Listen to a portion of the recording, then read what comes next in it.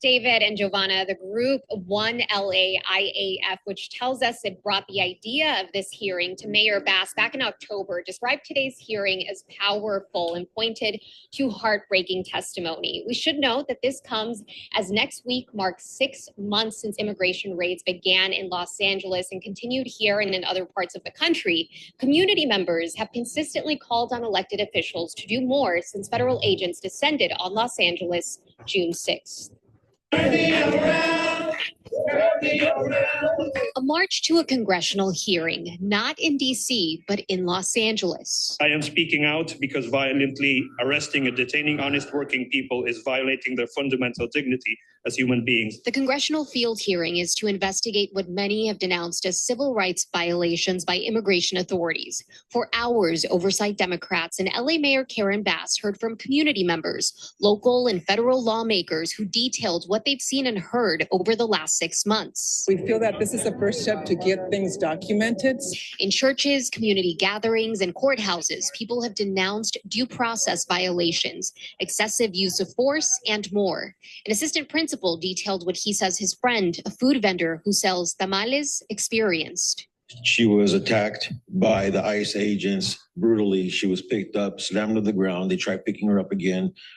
She lost blood circulation. She lost her airway, and she remained unconscious on the ground. Donald Trump's mass deportation system makes me think of what a modern day slave patrol would look like.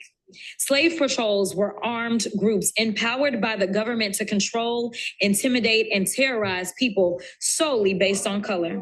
That's what's happening now. Ranking member of the House Oversight Committee, Congressman Robert Garcia, also announced a dashboard now tracking verified possible misconduct and abuse during immigration operations. We're working with numerous organizations to also ensure that we are getting the right information on the site.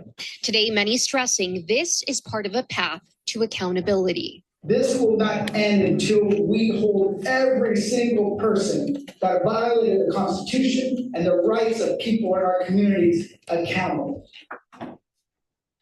We should note that as we covered this hearing, we reached out to the Department of Homeland Security to ask how they investigate cases or reports of civil rights abuses or excessive use of force like the ones outlined in that dashboard. We did not receive an answer to that question, but the Assistant Secretary of DHS sent a statement saying in part accusing Mayor Bass and Congressman Garcia of peddling lies about officers, suggesting they are putting them at risk. Now, we should note that dashboard, according to the House Oversight Committee, does not monitor officer movements, is not a live tracking system, or does not reveal private information, and, quote, does not put any individual at risk. Reporting live in downtown Los Angeles, Annabelle Munoz, ABC7 Eyewitness News.